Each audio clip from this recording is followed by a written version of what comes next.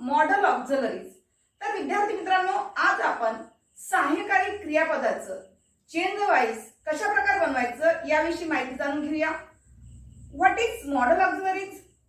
The verbs can, could, may, might, must, will, would, shall, should, ought to, used to, dare to are called model auxiliaries। तर विद्यार्थी मित्रांनो, सहाय्यकारी क्रियापदामध्ये या सर्व प्रकारची जी मी आता तुम्हाला सांगितली ही सर्व क्रियापदे यामध्ये येत असतात। तर यासाठी पॅसिव्हाइज करत असताना कशा प्रकारचं आपण कन्स्ट्रक्शन केलं पाहिजे? जर पेपरमध्ये अशा प्रकारचे जर वाक्य आले तर आपण कशा प्रकारचे वाक्य त्या ठिकाणी तयार करणार? Let us see the construction.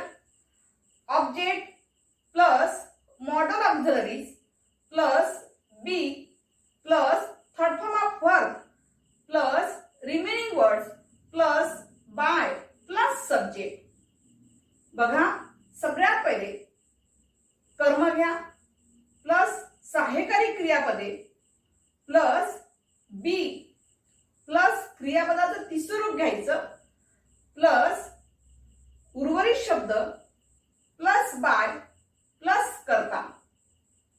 तर या ठिकाणी पेपरमध्ये सुद्धा तुम्हाला जर विचारलं असेल, एखादं वाक्य मॉडल ऑक्झिलरीचं जरी आलं असेल तर ब्रॅकेटमध्ये इन्स्ट्रक्शन काय येत असते? मेक इट पॅसिव्हाइज किंवा ब्रॅकेटमध्ये चेंज द वाईज अशा प्रकारच्या ठिकाणी इन्स्ट्रक्शन दिलेलं असते। ते तुम्हाला स्वतः ओळखायचं असते की त्या वाक्यामध्ये कोणकोणत्या गोष्टी इन्क्लूड केलेल्या आहे आणि ही वाक्य कोणत्या प्रकारची आहे। जसं की मागच्या व्हिडिओमध्ये आपण हेल्पिंग वर्ब शॉल आणि विलचा वापर जे वाक्यामध्ये वापरला होता त्याला सुद्धा बी ची सेंटेन्स म्हटलं जाते आणि ही सुद्धा काय आहे? बी ची सेंटेन्सेस आहे, जे की मॉडल ऑक्झिलरी त्याच्यामध्ये वापर केला जात असतो। सहाय्यकारी क्रियापदांचा वापर त्यामध्ये केला जात असतो। तर यासाठी आपण आता आणखी काही एक्झाम्पल बघूया। Let us see some examples of this topic. Number 1, ants may eat the cake. ब्रॅकेटमध्ये चेंज द वाईज असं जर आलं असेल तर आपण कोणत्या गोष्टी लक्षात घ्यायचं? कसं बनवायचं आपण? सगळ्यात पहिले बघा, वाक्यामध्ये 20 थिंग्स इन्क्लूड। तर ants हा सब्जेक्ट आलेला आहे, त्यानंतर तुम्हाला वाक्यामध्ये काय दिसते आहे? मॉडल ऑक्झिलरी दिसते आहे। कोणता आहे? मे। त्यानंतर मेन वर्ब दिसते आहे, मेन वर्ब कोणता आहे? ईट। आणि त्यानंतर तुम्हाला त्या ठिकाणी काय दिसते आहे? ऑब्जेक्ट दिसते आहे, द केक। तर चला याचं पॅसिव्हाइज कसं करायचं? तर सगळ्यात पहिले ऑब्जेक्टला सब्जेक्ट ठिकाणी घेऊन या, द केक। आता द केक हा जरी सिंग्युलर जरी असेल विद्यार्थी मित्रांनो तरी देखील या ठिकाणी जर वाक्यामध्ये जर मॉडल ऑक्झिलरी आले असतील तर तेच पॅसिव्हाइज करताना वापरायचं असते। लक्षात ठेवा, इथे तुम्हाला चेंज करता येत नाही। का सिंग्युलर आलं तर वेगळं घ्यायचं, प्लुरल आलं तर वेगळं करायचं का? नाही। जे वाक्यामध्ये मॉडल ऑक्झिलरी आलं असेल त्याचाच वापर पॅसिव्हाइज करत असताना घ्यायचं असते। तर या ठिकाणी वाक्यामध्ये मे आलेला आहे तर पॅसिव्हाइज करताना सुद्धा मेच घ्या। त्यानंतर अकॉर्डिंग टू कन्स्ट्रक्शन बी वापरा। नंतर क्रियापदाचं तिसरं रूप घ्या, जे वाक्यामध्ये मेन वर्ब आलेलं असते त्या मेन वर्बचा बदल तुम्हाला काय करायचं आहे? तिसरं रूप मध्ये करायचं आहे। म्हणजे ईटचं तिसरं रूप काय होईल? ईटन। बाय दिलेला गेला सब्जेक्ट कोणता आहे? ants। तर बाय नंतर सुद्धा काय घ्यायचं तुम्हाला? ants घ्या। बघा कसं झालं आहे passivize sentence. The cake may be eaten by ants। Now next example, he could drive the car. बघा या वाक्यामध्ये मॉडल ऑक्झिलरी काय दिसते तुम्हाला? कुड। दिलेला गेला सब्जेक्ट ही आलेला आहे, कुड हे मॉडल ऑक्झिलरी वापरलेला आहे, त्यासमोर मेन वर्ब आलेला आहे ड्राईव्ह आणि त्याच्यानंतर तुम्हाला ऑब्जेक्ट दिसते आहे। ऑब्जेक्ट कोणता आहे? द कार हे ऑब्जेक्ट आहे। तर या ठिकाणी आपल्याला पॅसिव्हाइज करायचं असेल किंवा पेपरमध्ये जर तुम्हाला इन्स्ट्रक्शन आलं असेल begin your sentence with the car तर म्हणजेच तुम्हाला काय करायचं आहे? चेंज द वाईज बनवायचं असते। तर चला तर आता कसं होईल बघूया। सगळ्यात पहिले ऑब्जेक्टला सब्जेक्टच्या ठिकाणी घेऊन या, द कार। आता द कार घेतल्यानंतर सुद्धा त्याच्यासमोर आपल्याला मॉडल ऑक्झिलरी वापर करायचा आहे। वाक्यात कोणता आलेला आहे? कुड। तर त्या कुडलाच तुम्ही काय करायचं आहे, पॅसिव्हाइज करताना जशा तसं वापरायचं, म्हणजेच कुड बी. त्यानंतर मेनवर जी ड्राईव्ह दिलेला आहे त्या ड्राईव्हचं तिसरं रूप घ्या, म्हणजेच काय होईल, ड्रायव्हन. नंतर according to construction. Remaining words आहेत का, नाही आहे, नसेल तर बाय घ्या.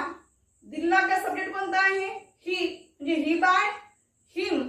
तर या ठिकाणी बाय नंतर तुम्हाला काय करावं लागेल, हिम घ्यावं लागेल.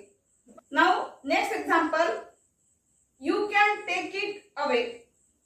विद्यार्थी मित्रांनो, आता आपण जी दोन सेंटेन्स बघितली होती आणि या सेंटेन्स मध्ये तुम्हाला काय फरक दिसतोय, व्हॉट्स द डिफरन्स, काय फरक जाणवत आहे तुम्हाला या ठिकाणी. तर बघा, या सेंटेन्स मध्ये तुम्हाला रिमेनिंग वर्ड दिसते आहे. रिमेनिंग वर्ड कोणते दिसते आहे, अवे. आता काही विद्यार्थी ऑब्जेक्ट निवडताना चूक करतात, कारण ब्रॅकेट मध्ये जर तुम्हाला चेंज द वाईज फक्त लिहून आलं असेल तर काही विद्यार्थी काय करतात, ऑब्जेक्ट कोणतरी घेईल, एकतर अवे म्हणून ऑब्जेक्ट म्हणून घेऊ शकतात किंवा इट अवे असं घेऊ शकतात. तर ते चुकीचं आहे, कारण या ठिकाणी अवे जो आलेला आहे वाक्यामध्ये ते काय म्हणून आलेला आहे, ऍज अ रिमेनिंग वर्ड म्हणून वापरलेला आहे. म्हणून यातलं मेन ऑब्जेक्ट कोणता आहे विद्यार्थी मित्रांनो, इट आहे. बघा, आता आपल्याला याला पॅसिव्हाइज करायचं असेल तर सगळ्यात पहिले आपण यामध्ये कोणत्या गोष्टी आलेल्या ते जाणून घेऊया. यू हा सब्जेक्ट म्हणून वापर केलेला आहे.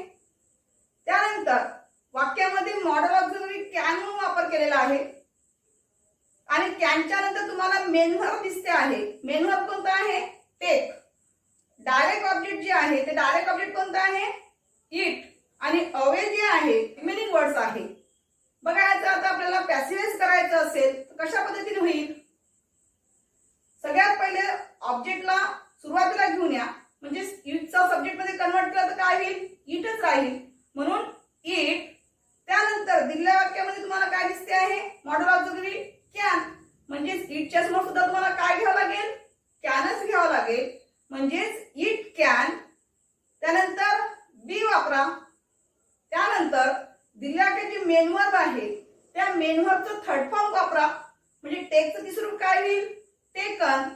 After then you use remaining words. त्यानंतर तुम्हाला काय घ्यायचं आहे, रिमेनिंग वर्ड्स घ्यायचे आहे. रिमेनिंग वर्ड्स कोणता आहे, अवे. After then by. आणि बाय नंतर दिलेल्या वाक्याचा जो सब्जेक्ट आहे तो सब्जेक्ट बाय नंतर वापरा. दिलेला वाक्याचा सब्जेक्ट कोणता दिसतोय तुम्हाला, यू. म्हणजे यू बाय यू. बघा, याचं पॅसिव्हाइज आन्सर कसं होईल, it can be taken away by you. Now next example, we might win the cup in the next match. Bracket मध्ये चेंज द वाईज असे इन्स्ट्रक्शन दिलेलं असताना कसं करणार आपण. सगळ्यात पहिले वाक्यात कोणत्या गोष्टी आल्या बघून घ्या. दिलेल्या वाक्यामध्ये वी हा सब्जेक्ट म्हणून वापरलेला आहे. माइट जे आहे ते माइट मॉडल ऑक्झिलरी या वाक्यामध्ये. त्यानंतर मेन वर्ब तुम्हाला दिसते आहे. मेन वर्ब कोणता आहे, विन. त्यानंतर तुम्हाला ऑब्जेक्ट दिसते आहे. ऑब्जेक्ट कोणत्या वाक्यामध्ये, द कप. फक्त एवढाच ऑब्जेक्ट आहे तुमचा. आणि इन द नेक्स्ट मॅच हे जे आहे हे तुमचं काय झालेलं आहे, रिमेनिंग वर्ड्स म्हणून वापर केलेला आहे वाक्यामध्ये. तर बघा, आता याचं पॅसिव्हाइज करत असताना कशा पद्धतीने करायचं. सगळ्यात पहिले ऑब्जेक्टला सुरुवातीला घेऊन या. The cup. द कप घेतल्यानंतर दिलेल्या वाक्यात मॉडल ऑक्झिलरी माइट वापरलेला आहे. जशा तसं माइटला खाली घ्या, म्हणजे पॅसिव्हाइज वाक्यामध्ये घ्यायचं आहे. जशा तसं पॅसिव्हाइज वाक्यामध्ये माइटचा वापर करा, म्हणजेच माइट. त्यानंतर बी वापरा. त्यानंतर दिलेल्या वाक्याची मेन वर्ब दिलेला आहे विन. या मेन वर्बचं थर्ड फॉर्म यूज करायचं असते आपल्याला पॅसिव्हाइज करत असताना. म्हणजेच विनचा बदल काय होईल, ओन. According to construction. नंतर आपल्याला काय वापर करायचा आहे, रिमेनिंग वर्ड्स वापरायचे आहे. म्हणजेच कोणत्या दिलेल्या वाक्यामध्ये, in the next match, by. आणि नंतर आपल्याला काय घ्यायचं आहे, दिलेला का जो सब्जेक्ट आहे त्या सब्जेक्टचं आपल्याला ऑब्जेक्ट मध्ये कन्वर्ट करायचं आहे. म्हणजे वीचा बदल काय होईल या ठिकाणी, अस होईल. बघा, याचं पॅसिव्हाइज कसं होईल, the cup might be won in the next match by us. Now next example, we ought to respect our teachers. आता बनवायचे बरं. तर या वाक्यामध्ये सगळ्यात पहिले कोणत्या गोष्टी आलेल्या ते जाणून घ्या. या ठिकाणी सब्जेक्ट वी म्हणून वापरलेला आहे.